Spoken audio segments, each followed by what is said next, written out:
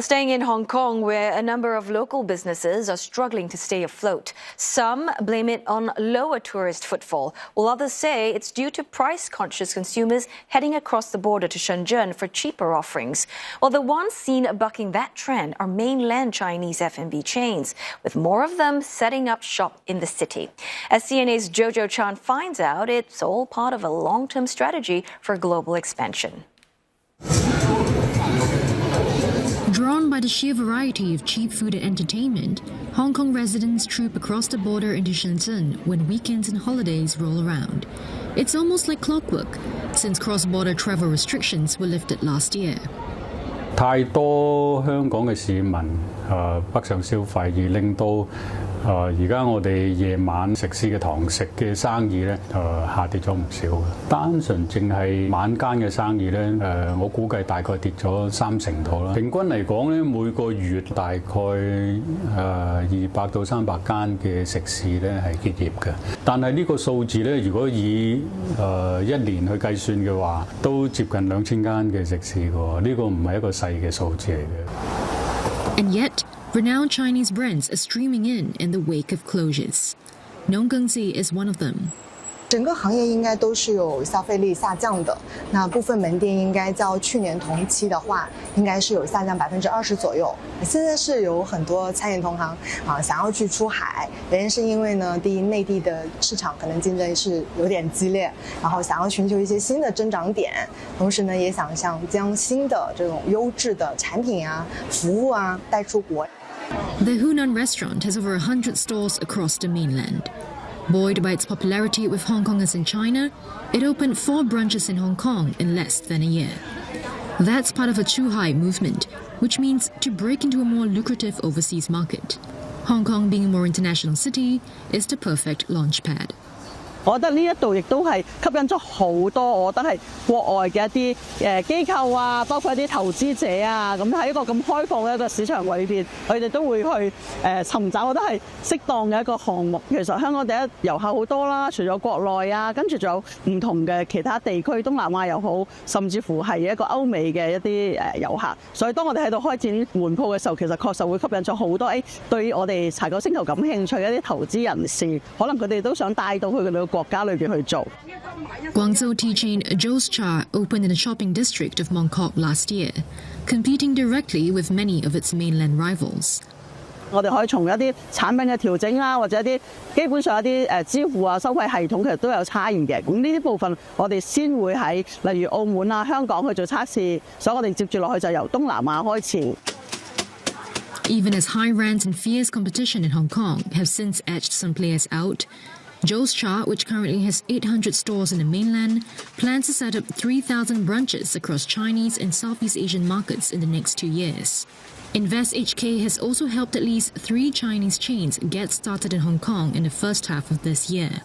喺嗰個整體嘅營運嘅方式嚟講咧，係同香港嘅好多中小型嘅食肆咧係有啲唔同啦。譬如話一啲茶飲店嚟香港開業嘅話咧，其實佢哋亦都係利用咗好多一啲智能嘅設施啦，咁嚟到減輕個人手啦。咁因為喺採購方面咧，譬如話佢哋喺內地已經有一定嘅規模，咁所以喺個採購嗰方面咧，亦都係一啲供應商咧。That economy of scale is key to global expansion. Just weeks after launching in Hong Kong, Nonggengzi made its overseas debut in Singapore. 因为呢，新加坡的华人市场占比是比较大的，所以呢，它是海外市场拓展的首选。马来西亚吉隆坡其实也是因为这个原因。It's preparing to venture into other East Asian markets, as well as US and Europe soon. But first, they must not only survive, but thrive in Hong Kong's competitive business environment. And for more analysis, we are joined by Hao Zhou, Chief Economist at Guotai Junan International, and he joins us from Hong Kong. Well, thanks so very much for being here with us this evening, Mr. Zhou. So help us understand what exactly is driving the mainland Chinese F&B chains to expand into Hong Kong? I mean, despite the very obvious challenging consumer climate as well as stiff competition. Well, I think, if you go to Hong Kong these days, they definitely have, you can see a lot of kind of familiar Chinese kind of brands on the street at this moment. I think basically you can see two trends here. One is that we do see that a lot of kind of cross-border travels every day between Shenzhen and Hong Kong. And the other thing is that because the Chinese brands they're developing very rapidly in mainland China, they have kind of this kind of DNA to go out. As I think in the media, in the kind of we mentioned like True High. In the video, actually, this is very important for the Chinese firms to conduct this kind of long-term strategy, which is kind of go abroad in the future. So I think it's very natural to see this kind of trend, as we saw kind of a lot of kind of Cantonese or Hong Kong brands in mainland China over the last 2 or 3 decades. I think this kind of trend somehow can reversed. But in the meantime, I do think that is important, or it's very common for this kind of business development in both kind of size. I do enjoy bubble tea and the Chinese kind of or Hong Kong kind of milk, milk or coffee in everywhere. So I think it's very common. Also, I think one day we may have a lot of kind of Singaporean kind of coffee in Hong Kong or in mainland China at some point. I think it's very common. Yeah, Mr. Zhou, people here in Singapore certainly enjoy their bubble tea, or a lot of the Hong Kong cha chan teng, we also have it here. It's interesting to note, Mr. Zhou, that you say that it's in the DNA of the Chinese people to be entrepreneurs, to go out there and be adventurous. But what about the businesses in Hong Kong, though? Are they embracing this competition? What's the ground sentiment? Well, I think if you see this kind of competition, I think Hong Kong is always as an important place to embrace free trade and a kind of free business. So I think it's also in Hong Kong's DNA to embrace the kind of new competitors in this market. And I think of course we can see that these kind of so-called mainland Chinese firms. Their pricing is actually not very cheap, to be honest. It's still, because due to relatively high kind of rent in Hong Kong. So I think the common ground is the same, because the rent is fair for everyone. The most important thing for every developer, for every firm, is still whether you can attract people to have meal in your restaurant, or people can stay for longer when they enjoy your meal in your restaurant. I think it's kind of important to understand that in Hong Kong's DNA, we embrace kind of free kind of competition, and we always have a lot of competition here.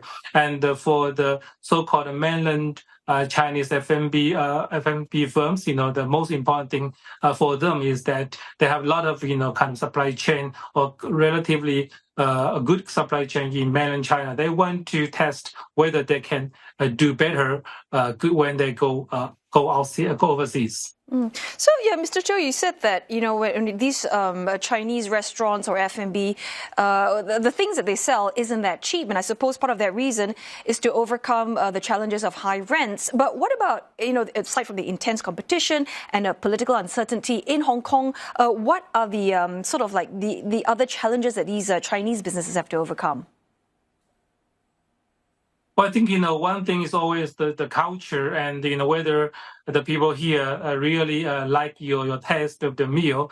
I think, a lot of Chinese F&B firms, when they set up something in Hong Kong, they also adjust, their taste. They're not the same as we do kind of have, or, we do have in Shenzhen, for example. So I think, these kind of things is always the same. We are not doing business for everyone. We are doing business for the local kind of people. So at the end of the day, the P&L or some kind of the result will tell whether this kind of restaurant or F&B firms is doing good or can be doing well in Hong Kong or everywhere.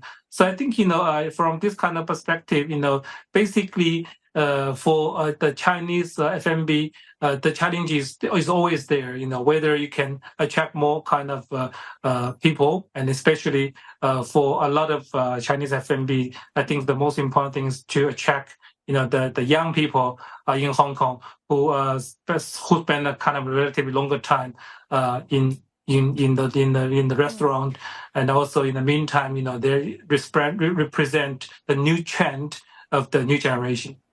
And also, Mr. Cho, as you know, Hong Kong celebrating Establishment Day today. So give us your perspective. How has Hong Kong's business climate changed over the last 27 years since the handover? And what have been the implications and some of the bigger challenges for the local businesses and the consumers? Well, I think, one of the biggest changes here is that, when I was young, when we have like my parents, when they came to Hong Kong, they always bring back a lot of luxury kind of goods or other stuff.